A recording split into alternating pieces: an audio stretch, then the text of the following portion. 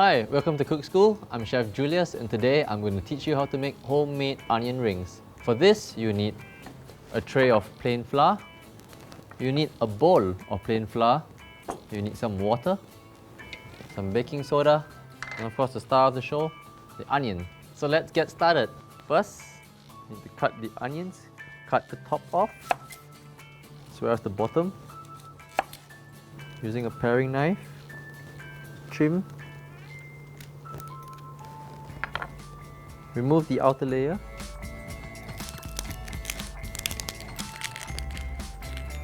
So you get one onion like this.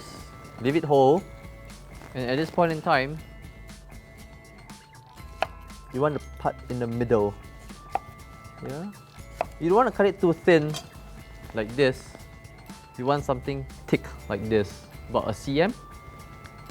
After which, just separate the rings. For this particular recipe, we'll be using the bigger rings. You can use the small ones for chopped onions. So now we have our onions ready, I'll be making the batter. For this, I have a bowl of sifted plain flour, baking soda, and water. For this, you want a slightly thick batter so that the batter sticks to the onions. A nice twist to this is using beer. I'm using water this time around for our Muslim friends, but if you like to have it with beer, go ahead. It adds a nice lightness to the batter. So this is ready, and we're ready to fry. So what we need to do is we need to put the rings in the plain flour, give it a nice coating, shake off the excess, dip it into the batter,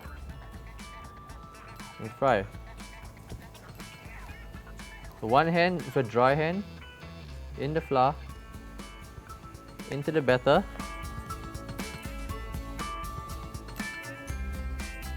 fry.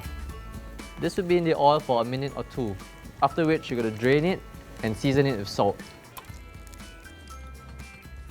So halfway as the onions are cooking, you want to flip it so it's golden brown on both sides.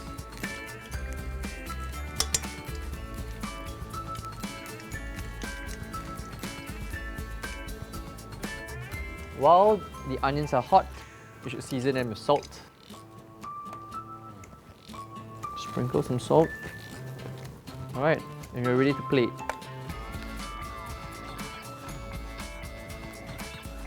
So you want to stack it up, give it some height. So here we have it, homemade onion rings.